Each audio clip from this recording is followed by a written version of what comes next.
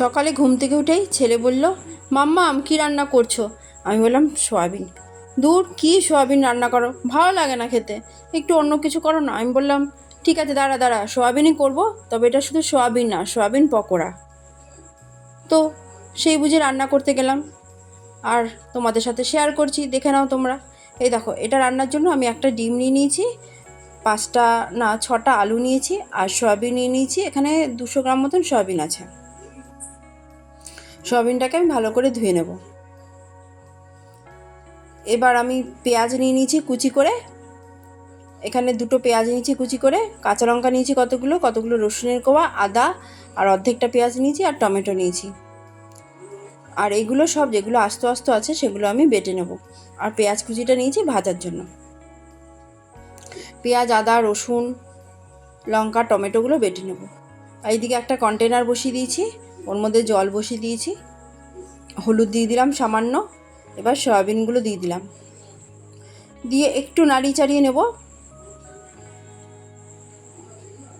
এরপর আমি সামান্য নুন দেব,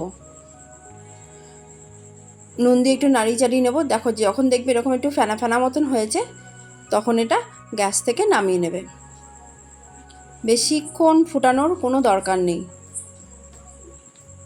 আর এইদিকে আমি একটা প্রেসার কুকার বসিয়ে দিয়েছি গ্যাসের মধ্যে, জল নিয়ে নিয়েছি কিছুটা, এর মধ্যে সামান্য হলুদ আর সামান্য নুন দিয়ে দিয়েছি। আর গোটা আলুগুলো, যেটা 6টা আলু দেখিয়েছিলাম, ওই আলুটা জলের মধ্যে দিয়ে দিলাম, দিয়ে আমি 2টো সিটি দিয়ে নেব। আর ওইখানে সয়াবিনগুলো দেখিয়েছিলাম, ওগুলো জল থেকে নামিয়ে নেব, ঠান্ডা হলে ভালো করে চিপে চিপে জল বার করে নেব। এবার দেখো, এখানে একটা কন্টেনারের মধ্যে আমি ওই ডিমটা ফাটিয়ে নিলাম। তারপরে খুব ভালো করে একটা কাঁটা চামচ দিয়ে ঘেটে নেব ডিমটা, খুব ভালো করে কিন্তু ঘেটে নেবে। এরপর ওই সয়াবিনগুলো দিয়ে দেবো। সয়াবিনগুলো থেকে কিন্তু ভালো করে চিপে চিপে জলটা বার করতে হবে, আর জল জল থেকে গেলে কিন্তু খেতে একদমই ভালো লাগবে না। এবার ফ্যাটানো ডিমের সাথে সয়াবিনগুলো আমি খুব ভালো করে মিশিয়ে নেব। তার আগে আমি নুন দিয়ে দিলাম, জিরের গুঁড়ো দিয়ে দিলাম, সামান্যই দিয়েছি, সামান্যই ধনের গুঁড়ো। এবার এখানে আমি বেসন দিলাম, 2 চামচ মতন বেসন দিয়েছি, আর ময়দা দিয়ে দিলাম, 1 চামচ মতন ময়দা দিয়েছি, দিয়ে খুব ভালো করে আমি মিশিয়ে নেব।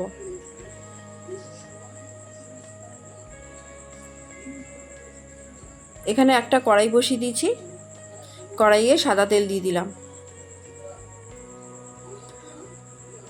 তেলটা ভালো করে গরম হলে এর মধ্যে আমি একটা একটা করে সয়াবিন দিয়ে দেবো।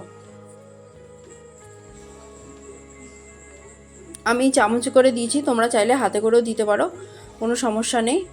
এবার কড়াইটা একটু নাড়িয়ে চাড়িয়ে নিলাম, এবার উল্টে পাল্টে সয়াবিনগুলো আমি ভেজে নেব। দেখো, এটা কিন্তু অনেকটা পকোড়ার মতন হয়েছে, অনেকটা না, পুরোপুরি পকোড়ার মতন হয়েছে। এইভাবে তোমরা ডালের সাথেও ভেজে খেতে পারো। দেখো, আমার উল্টে পাল্টে ভাজাটা হয়ে গেছে। যেহেতু ডিম দিয়েছি, এই কারণে সয়াবিনগুলো একটু ফুলে উঠেছে। দেখো, ভেজে রাখা সয়াবিনগুলো আমি নামিয়ে নিলাম। এবার ওই তেলের মধ্যে আমি জিরে ফোড়ন দিয়ে দিলাম, আর 2টো শুকনো লঙ্কা ফাটিয়ে দিয়ে দিলাম। ফোড়নটা একটু নাড়াচাড়া করে নিলাম। এরপর আমি কুচানো পেঁয়াজটা দিয়ে দিলাম, দিয়ে খুব ভালো করে আমি ভেজে নেব। গ্যাসের আঁচটা মাঝারি করে রাখবো। গ্যাসের আঁচটা বাড়িয়ে দিলে কিন্তু পেঁয়াজগুলো পুড়ে যেতে পারে, পুড়ে গেলে কিন্তু খেতে ভালো লাগবে না একদমই। এবার যেই মশলাটা আমি পেস্ট করে রেখেছিলাম সেটা দিয়ে দিলাম। এরপর আমি এখানে 1 চামচ জিরের গুঁড়ো আর 1 চামচ ধনের গুঁড়ো দিয়ে দেবো। হলুদ গুঁড়ো দিয়ে দিলাম 1 চামচ, দিয়ে খুব ভালো করে কষিয়ে নেব যতক্ষণ না তেলটা সেপারেট হয়। রান্না যত ভালো করে কষাবে খেতেও কিন্তু ততটাই ভালো হবে, আর রান্না যদি ভালো করে না কষাও তাহলে কিন্তু খেতে ভালো হবে না। যে আলুগুলো আমি সেদ্ধ করে রেখেছিলাম সেগুলো আমি হাতের সাহায্যে দেখো এইভাবে স্ম্যাশ করে নিয়েছি। খুব একেবারে গলিয়ে দেবে না, একটু দানা দানা মতন থাকবে। দেখো, একটু গোটা গোটা মতন রয়েছে।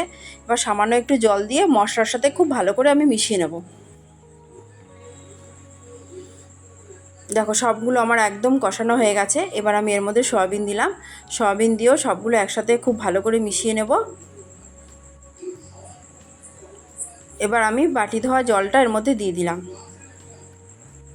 যেই জলে আমি ডিমটা গুলিয়েছিলাম, মানে যেই বাটিতে আর কি গুলিয়েছিলাম বেসন টেসন সব কিছু দিয়ে, সেইটাই দিয়ে দিলাম ওর মধ্যে জলটা। ওর মধ্যে নুন দেবো পরিমাণ মতন।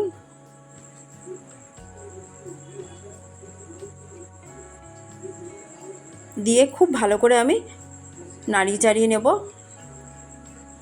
সয়াবিন খেতে খেতে একঘেয়ে হলে তোমরা এইভাবে সয়াবিন রান্না করে খেতে পারো, খেতে কিন্তু জাস্ট ফাটাফাটি হয়। দেখো এই রান্নাটা কিন্তু খুব তাড়াতাড়ি হয়ে যায়। গ্যাসের আঁচটা এই সময় বাড়িয়ে দেবে, ঝোলটা ফুটতে থাকবে। এখানে সামান্য চিনি দিয়ে দিলাম আর গরম মশলা গুঁড়ো দিয়ে দিলাম 1/2 চামচ মতন, দিয়ে একটু নাড়িয়ে চাড়িয়ে নেব। দেখো ঝোলটা শুকিয়ে গেছে, মাখো মাখো টাইপের হয়ে গেছে। আমার ছেলে কিন্তু খেয়ে বলেছিল মাম্মাম এরপরে কিন্তু এইভাবেই বানাবে। দেখো আমার রান্নাটা কমপ্লিট। 10 মিনিট রেস্টে রেখে দিয়েছিলাম, এবার সার্ভ করছি। দেখো দেখতে যতটা সুন্দর হয়েছে, খেতেও কিন্তু জাস্ট ফাটাফাটি হয়েছে। তোমাদের ভালো লাগলে সাবস্ক্রাইব করবে, লাইক করবে, আর বাড়িতে কিন্তু অবশ্যই এইভাবে রান্না করে খাবে আর আমাকে কমেন্ট করে জানাবে খেতে কেমন হয়েছিল। খেতে কিন্তু জাস্ট ফাটাফাটি হয়, বিশ্বাস করো। খেয়ে দেখবে তোমরা। আর সবাই ভালো থাকবে, সুস্থ থাকবে। Tata, bye bye.